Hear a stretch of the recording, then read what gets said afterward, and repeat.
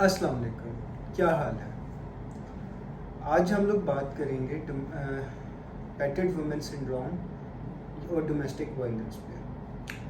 Battered women syndrome basically एक clinical illness है, जिससे आपको एक क्लिनिकल डिसऑर्डर होता है, जिसकी मेंटल इलनेस औरतों में डेवलप होती है, और ये होती है अपना बिकॉज ऑफ डोमेस्टिक वायलेंस और या इंटीमेट पार्टनर्स वायलेंस और आईपीवी से। अब बेसिकली एक इंग्लैंड में केस हुआ था, आलूवालिया केस, जिसमें एक औरत का नाम था करमजीत कौर। करमजीत कौर को बेसिकली उसके हस्बैंड के साथ जब उसकी शादी हुई तो वो इंडिया में थी, इंडिया से फिर वो इंग्लैंड गई। इंग्लैंड में उसका हस्बैंड उसको रोज़ अब्यूज़ करता था और काफ़ी सालों तक अब्यूज़ करता रहा। तो करमजीत कौर ने इस चीज़ को सीख लिया, इस बिहेवियर को, कि ये शायद उसकी अब्यूज़ है, जो ये उसका फेट है। लेकिन एक दिन क्या हुआ कि उसका हस्बैंड आया, उसके हस्बैंड ने उसे अब्यूज़ किया, और करमजीत कौर है जो, उसने अपना कंट्रोल लूज़ किया और उसने एज अ रिज़ल्ट अपने हस्बैंड का मर्डर कर दिया। जब उसने अपने हस्बैंड का मर्डर किया तो कोर्ट में गई, कोर्ट ने उसको कॉन्विक्ट किया। तो उसके लॉयर्स ने जब री अपील किया दोबारा, तो उसके लॉयर्स ने जो डिफेंस दिया वो लॉ में उसको कहते हैं loss of self control. Loss of self control में उन्होंने इस कत्ल की वजह बैटर्ड वुमेन सिंड्रोम बताई कि करमजीत जो है बेसिकली बैटर्ड वुमेन सिंड्रोम की से है, मतलब उसकी इलनेस है, और बैटर्ड वुमेन सिंड्रोम की वजह से ही उसने ये मर्डर कमिट किया है। जिसके बाद कोर्ट्स ने उसको रिलीज़ कर दिया, और जो उसकी थोड़ी बहुत अकॉर्डिंग टू ब्रिटिश लॉ सज़ा बनती थी, वो वैसे ही उसकी जो पहले उन्होंने कन्विक्ट किया होता 3 साल का, उसमें कवर हो गई।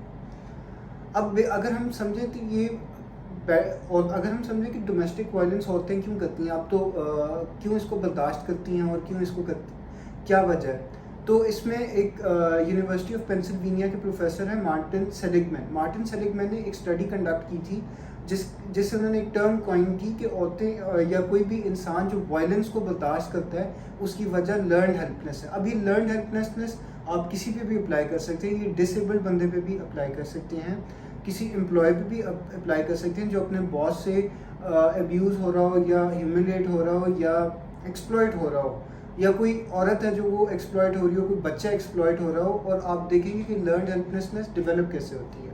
ये एक एक्सपेरिमेंट था कि उन्होंने केजेस बनाई, केज ए, केज बी, केज सी। हर केज में कुत्ता एक दो कुत्तों का पेयर डाला और उनको इलेक्ट्रिक शॉक्स दिए। अब उसमें कुछ कुत्तों के पास ऑप्शन थी कि वो लिवर को प्रेस करेंगे तो इलेक्ट्रिक शॉक बंद हो जाएगा। अच्छा, कुछ को उन्होंने कुछ पिंजरों में वो ऑप्शन नहीं दी थी, और कुछ में उन ऑप्शन इस तरह दी थी कि कुत्ते के साथ जो पार्टनर है उसका, तो वो जब लिवर को प्रेस करेगा तो इलेक्ट्रिक शॉक उसको लगेगा, तो उसका जो पार्टनर है वो उस लिवर को प्रेस करेगा और इलेक्ट्रिक शॉक बंद हो जाएगा। अब जब इन्होंने इन कुत्तों को आपस में दूसरे केजेस में स्वैप करना शुरू किया, तो जिन केजेस में वो लीवर की ऑप्शन थी जिससे इलेक्ट्रिक शॉक बंद हो सकता था, उन कुत्तों ने उसको नहीं अवेल किया। जिस एक्सपेरिमेंट से मार्टिन सेलिगमैन ने और उनकी टीम ने डिड्यूस किया कि ये कुत्ते लर्नड हेल्पलेसनेस के विक्टिम हैं, इन कुत्तों को ये प्रॉब्लम है लर्नड हेल्पलेसनेस की। यही चीज़ उन्होंने इंसानों पे अप्लाई की कि अगर कोई इंसान बार बार कोई वायलेंस बर्दाश्त कर रहा है तो उसकी वजह लर्नड हेल्पलेसनेस है। अच्छा, इसके बाद एक चीज़ आई आपकी मार्टिन सेलिगमैन के बाद, अगर आप देखें तो डोमेस्टिक वायलेंस हमें लगता है कि सिर्फ थर्ड वर्ल्ड कंट्रीज़ का इशू ऐसा नहीं है।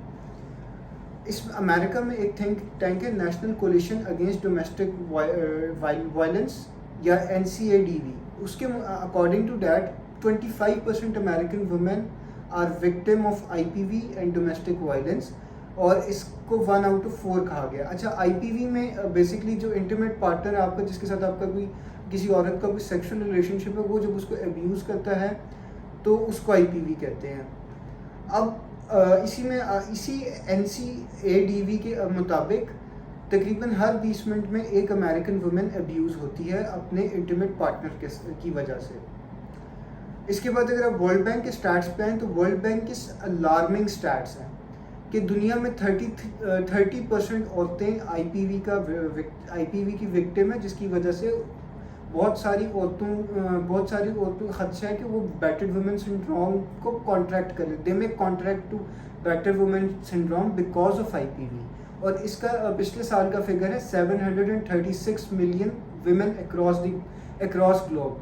ये मान के चलिए कि ये रिपोर्टेड है, और हो सकता है कि बहुत सारे केसेस अभी तक अंडर रिपोर्टेड हों, लेकिन बहुत हद तक, चूँकि बहुत हद तक ये क्रेडिबल फिगर है, बिकॉज वर्ल्ड बैंक जैसी ऑर्गेनाइजेशन इसको क्लेम कर रही है, जो कि एक सुप्रा नेशनल ऑर्गेनाइजेशन है। इसके अलावा अगर आप देखा जाए तो दुनिया में सबसे ज़्यादा डोमेस्टिक वायलेंस इथोपिया में होता है। अगर हम पाकिस्तान की बात करें तो एक यूनिवर्सिटी ऑफ कैलिफोर्निया की एसोसिएट प्रोफेसर हैं लीज़ा हजार के मुताबिक पाकिस्तान में हर साल तकरीबन 5000 औरतें या तो मर जाती हैं या ज़ख्मी हो जाती हैं बिकॉज ऑफ डोमेस्टिक वायलेंस। और लीज़ा हजार डोमेस्टिक वायलेंस को पाकिस्तान के केस में एमीडेमिक की टर्म देती हैं। एमीडेमिक का मतलब होता है कि ऐसी बीमारी जो एक पर्टिकुलर सोशल सेटिंग के अंदर या एक पर्टिकुलर कम्युनिटी में फैली हो। जैसे आप समझ लें कि एक मलेरिया है, वो एक अफ्रीका के किसी गांव में फैल गया, तो वो एमीडेमिक होगा, वहाँ से बाहर नहीं निकल रहा।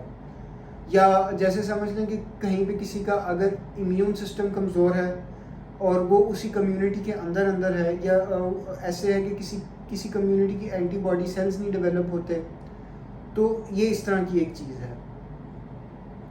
या जैसे एक इंडियन ओशन के अंदर एक आइलैंड है जिसके बारे में ये कहा जाता है कि वहाँ पे ऐसे लोग हैं जिन्होंने बाहर की दुनिया से कांटेक्ट नहीं इस्टेब्लिश किया, और अगर कांटेक्ट इस्टेब्लिश करेंगे तो वहाँ पे लोग जो है उनके मरने का ख़तरा है, बिकॉज वो बाहर की दुनिया के बैक्टीरियाज को झेल नहीं सकेंगे, उनकी इम्यूनिटी इतनी कमज़ोर है। तो उस वीक इम्यूनिटी को भी आप एमीडेमिक कह सकते हैं।